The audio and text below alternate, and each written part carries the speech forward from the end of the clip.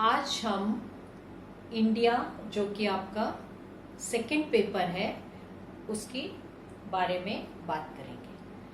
आपको ये पता है कि आपके बिल्कुल फर्स्ट ईयर और सेकंड ईयर की तरह 3 पेपर्स हैं। फर्स्ट पेपर थ्योरी का, सेकंड पेपर थ्योरी का और थर्ड आपका प्रैक्टिकल पेपर होता है। तो फर्स्ट पेपर जो है वो है वर्ल्ड रीजनल ज्योग्राफी जो जितेश सर पढ़ाएंगे, और सेकंड पेपर आपका है इंडिया जो कि मैं आपको पढ़ाऊंगी। हमने अभी तक मैंने आपका सिलेबस के बारे में पीडीएफ भेज दिया था। आशा करती हूँ कि आप सबने उसको देख लिया होगा। उसी के अकॉर्डिंग अब हम अपना टॉपिक स्टार्ट करते हैं।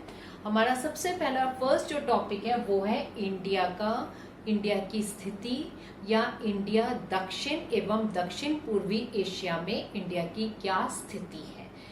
आप सभी को पता है कि भारत एक उप महाद्वीप कहलाता है या इसको एक सब कॉन्टिनेंट भी कहा जाता है।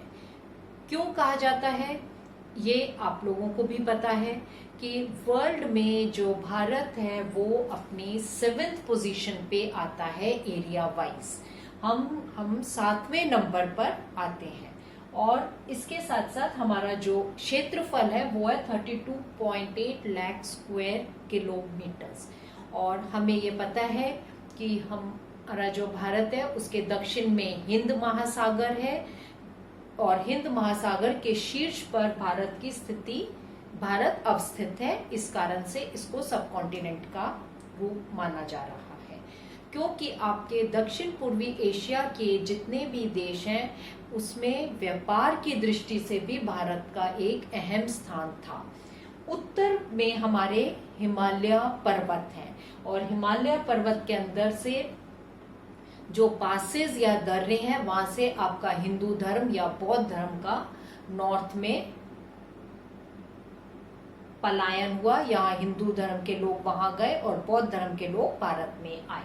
इस तरह से हमें ये पता है कि जो भारत है उसकी स्थिति एक मजबूत स्थिति है।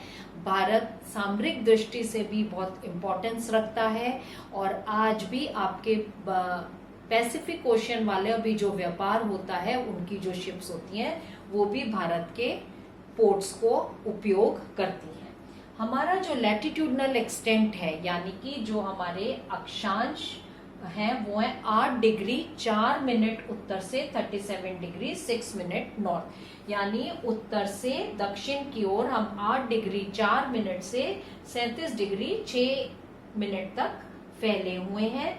और हमारा जो लॉन्जिट्यूडनल एक्सटेंट है या देशांतर हमारे हैं वो है 68 डिग्री 7 मिनट से लेकर 97 डिग्री 25 मिनट्स ईस्ट। देशांतर और अक्षांश ये आप फर्स्ट ईयर में फिजिकल ज्योग्राफी में पढ़ चुके हैं कि देशांतर कहाँ से नापे जाते हैं, ग्रीनविच मीन टाइम या जिसको हम प्राइम मेरिडियन जहाँ से 0 डिग्री जिसको हम मानते हैं, और अक्षांश हमारे 0 डिग्री या भूमध्य रेखा से माने जाते हैं। हम भूमध्य रेखा के उत्तर में हमारा देश स्थापित है और हमारे यहाँ पे उष्ण कटिबंधीय जलवायु पाई जाती है। हमारा नॉर्थ से लेके साउथ तक यानी उत्तर से दक्षिण तक जो हमारा एरिया है वो 3214 किलोमीटर क्षेत्र में फैला हुआ है और पूर्व से पश्चिम तक हम 2933 किलोमीटर्स में फैले हुए हैं। और हमारी जो स्थलीय सीमा है वो 15,200 किलोमीटर है और जो हमारी जलीय सीमा है वो 6,100 किलोमीटर है। अगर हम द्वीपों को भी देख लें तो हमारी 7,126 किलोमीटर वाटर बाउंड्री भी बनती है।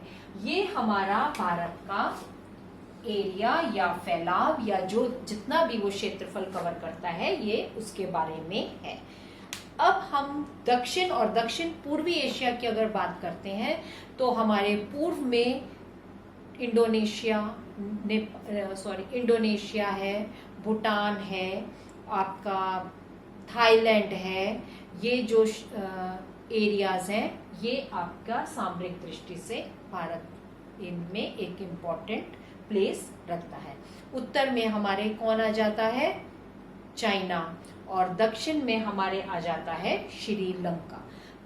अगर हम देखें भारत को जो उपमहाद्वीप कहा गया उसके अंदर आपका भूटान, नेपाल, श्रीलंका, पाकिस्तान और बांग्लादेश भी आते हैं।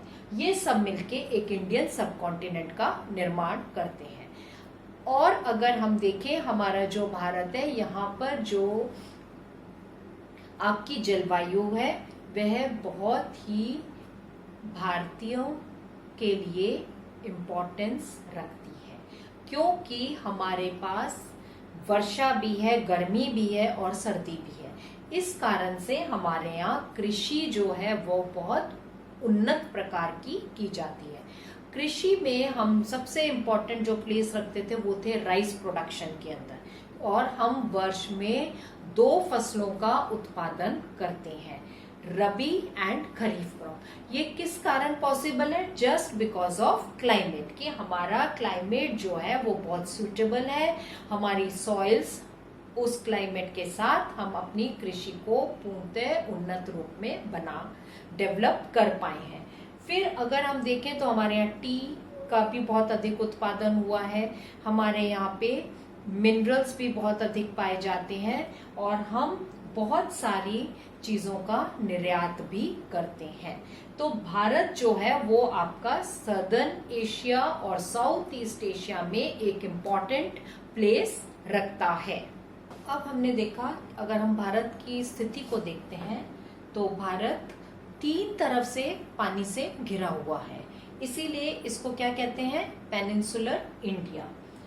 अब एक तरफ हमारे अंडमान एंड निकोबार आइलैंड्स हैं, दूसरी तरफ हमारे लक्षद्वीप जैसे द्वीप भी हैं, दक्षिण में हमारे श्रीलंका है, और बे ऑफ बंगाल है हमारे पूर्व में, और पश्चिम में है हमारे अरब सागर, और दक्षिण में है हमारे हिंद महासागर।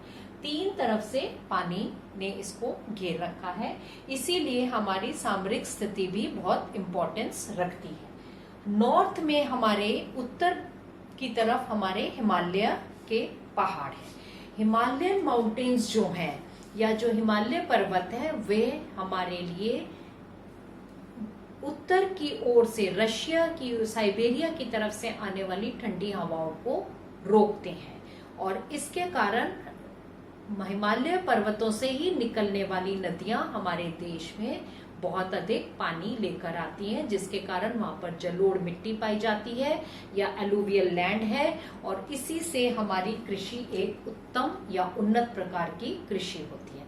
हिमालय से आई नदियों के कारण हमारा जो उत्तर का मैदान है वह बहुत अधिक उपजाऊ है, और वहां विभिन्न प्रकार की फसलों का उत्पादन किया जाता है। दक्षिण एशिया में हम सबसे ज्यादा प्रभावित हैं हिंद महासागर और पर्वतों से, हिमालयन पर्वतों से, और यही दक्षिण पूर्वी अगर हम एशिया को देखते हैं तो हम देखेंगे हमारा थाईलैंड है, इंडोनेशिया है, देन आपका मलेशिया है, लाओस है, कंबोडिया है। इन सब कंट्रीज में हमारी भारत से हिंदू और बौद्ध धर्म का प्रसार हुआ, यहाँ से लोग वहां गए, और यह क्षेत्र मसालों का एक बहुत बड़ा व्यापारिक सेंटर है। दक्षिण पूर्वी एशिया से सबसे अधिक मसालों का उत्पादन होता है और व्यापार होता है। तो इस प्रकार से भारत दक्षिण एशिया में भी एक इम्पॉर्टेंट प्लेस रखता है, और दक्षिण पूर्वी एशिया में भी वह एक इम्पॉर्टेंट प्लेस रखता है। हमारी जो बाउंड्रीज हैं वो कई कंट्रीज के साथ जुड़ी हुई हैं, जिसमें